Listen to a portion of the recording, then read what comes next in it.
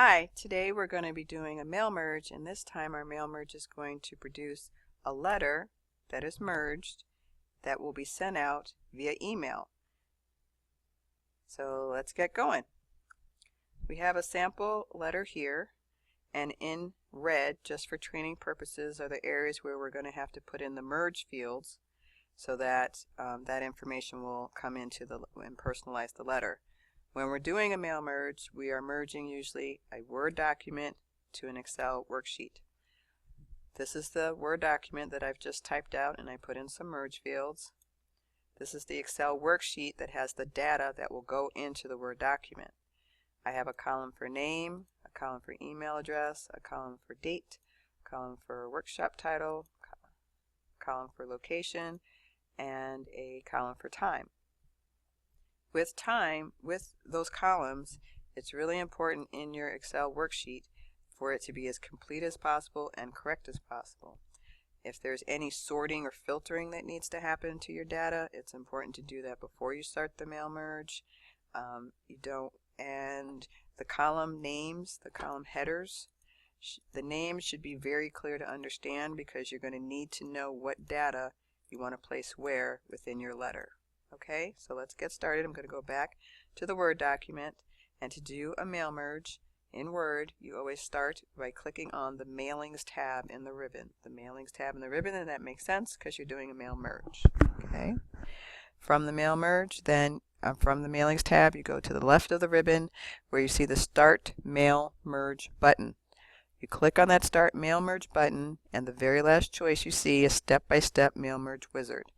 You can go and click on the buttons on your own, but to get started, and really it just takes you step by step. So if you follow the wizard, you're probably going to be successful in your mail merge.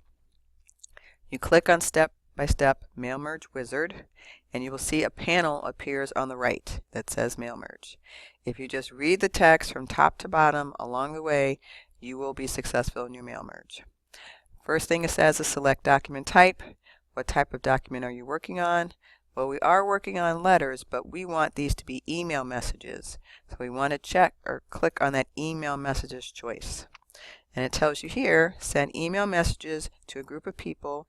You can personalize the email message that each person receives. Click Next to continue. Well, that's exactly what we want. So we'll click Next, Starting Document.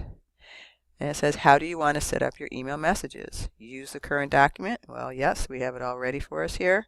Start from a template. Nope. And start from existing document sounds the same thing as current document. So we're just going to keep it as current document. Okay, then I'm going to scroll down. It says next, select recipients. So yeah, this is where we tell it where to get the data for the merge, and that's at our Excel worksheet. So I'm going to click on Browse, and I'm going to direct it to the place where I placed my worksheet. And this is referring to the worksheet title here. Some worksheet titles are the little tabs that appear in the bottom left corner of an Excel workbook. And we only have one, so we're okay. Click OK. We see our data here. We can go back and forth with this bar. We can verify that that's the data we want to use. So it is. We click OK.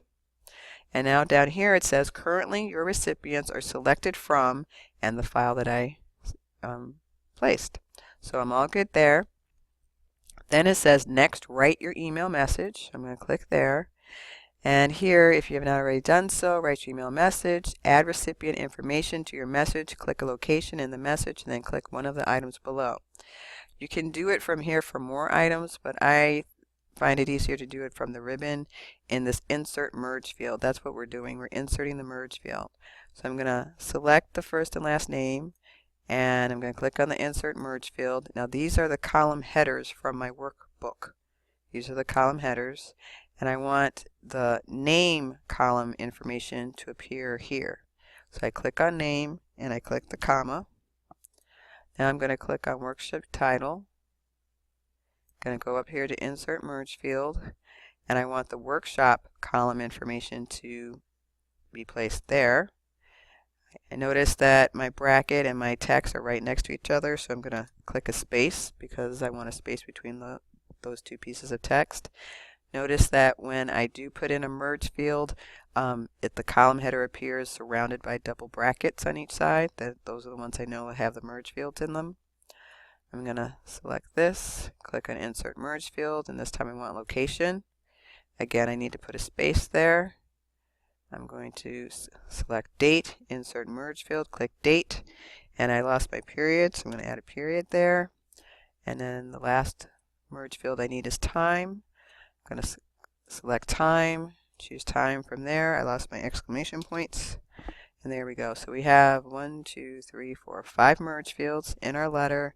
Our brackets are good. Our periods, commas, spaces are all good. Exclamation points are all good. So we're ready to go. When you have finished writing your message, click Next. We're going to do that. Okay, now the fields are merged. So now we can see our letter with the data from the worksheet in the letter.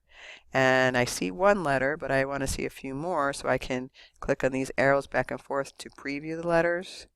I can also do it from up here. These arrows back and forth. I can go back. I can go forward. I can see they're all good. Then I click Next to complete merge. And right here it says Mail Merge is ready to produce your email messages.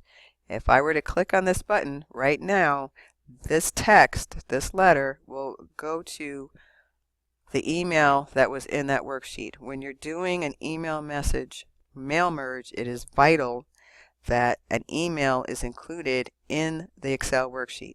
If there's no email addresses included in the Excel worksheet, then the mail merge doesn't know where to go. Okay, so for the email mail merge to be successful, you must have a column in the worksheet that includes the email addresses. Okay, so I'm not going to click on that because I don't want these messages to go out. I just want you to see that once you click on this message, the email will be sent to that person. It'll probably take about 5-10 minutes, but they should receive the email, and that's how you do an email merge.